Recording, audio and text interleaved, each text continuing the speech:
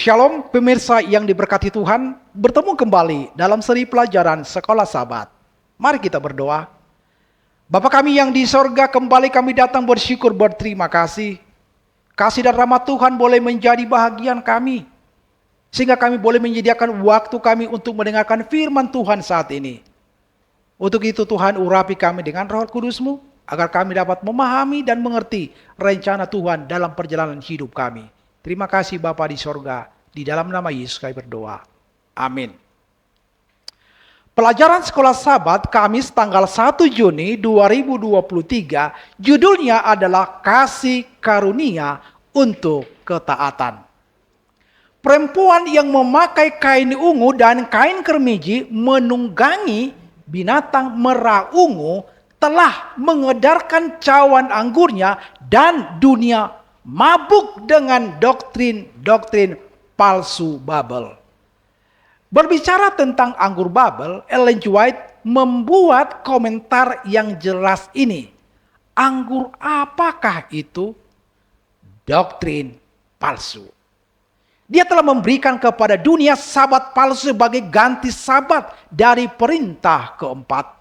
Dan telah mengulangi kepalsuan yang pertama kali iblis katakan kepada Hawa di Eden, sifat keabadian jiwa. Ellen G. White, Review and Herald, 6 Desember 1892.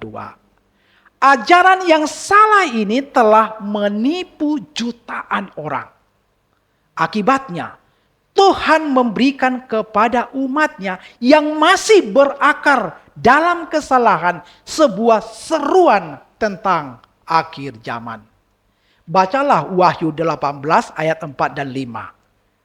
Ayat 4, lalu aku mendengarkan suara lain dari sorga berkata, pergilah kamu hai umatku, pergilah daripadanya. Supaya kamu jangan mengambil bagian dalam dosa-dosanya dan supaya kamu jangan turut ditimpa malapetaka-malapetakanya. Sebab dosa-dosanya telah bertimbun-timbun sampai ke langit dan Allah telah mengingat segala kejahatannya. Apakah seruan Tuhan kepada banyak orang yang masih berada dalam organisasi keagamaan yang jatuh? Seperti yang telah kita lihat, tetapi perlu diulangi. Banyak dari umat Allah berada dalam organisasi keagamaan yang telah mengkompromikan ajaran-ajaran Alkitabiah.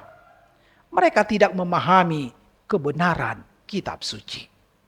Seruan kasih Allah sangat sederhana.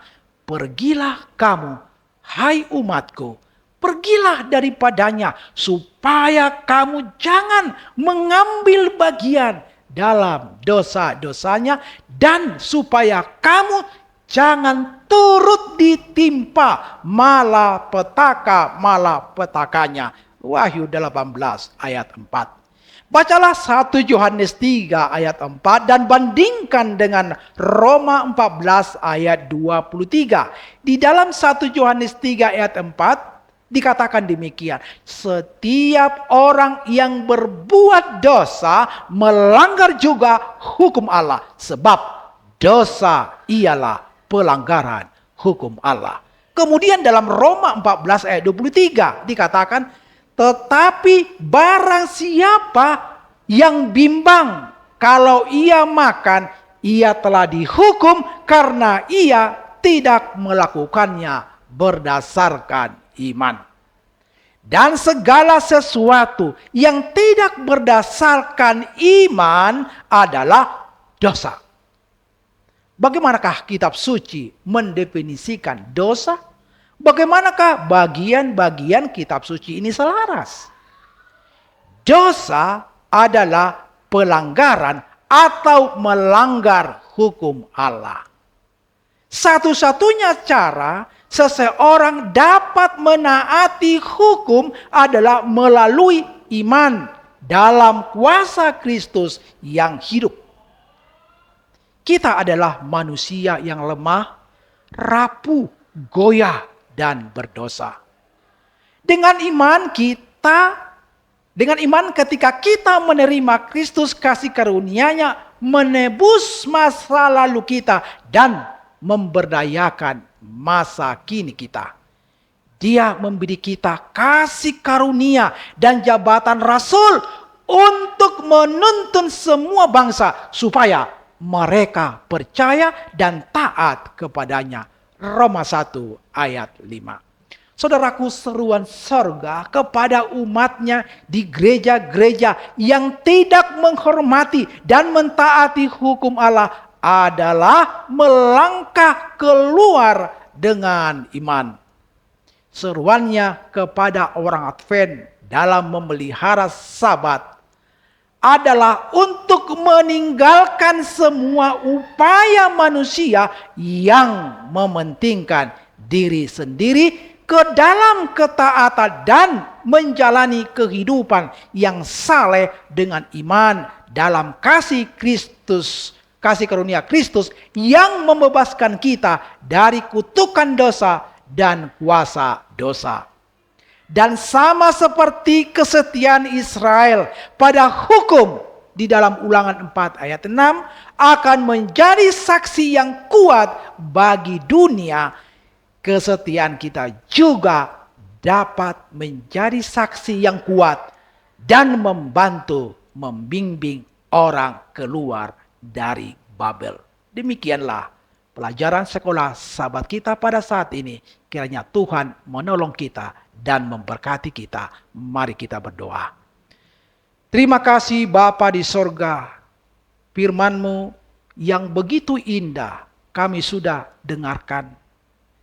Kami hanya meminta pertolongan Roh Kudus agar firman ini termeterai di hati kami. Agar kami, ya Tuhan, boleh selalu hidup dituntun oleh Roh Kudus-Mu. Sehingga bila mana Tuhan datang, kami didapati setia dan siap masuk ke dalam kerajaan surga.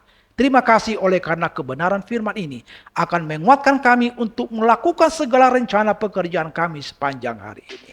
Terpujilah nama-Mu ya Tuhan, mohon pengampunan-Mu bagi kami. Di dalam nama Yesus kami berdoa. Amin.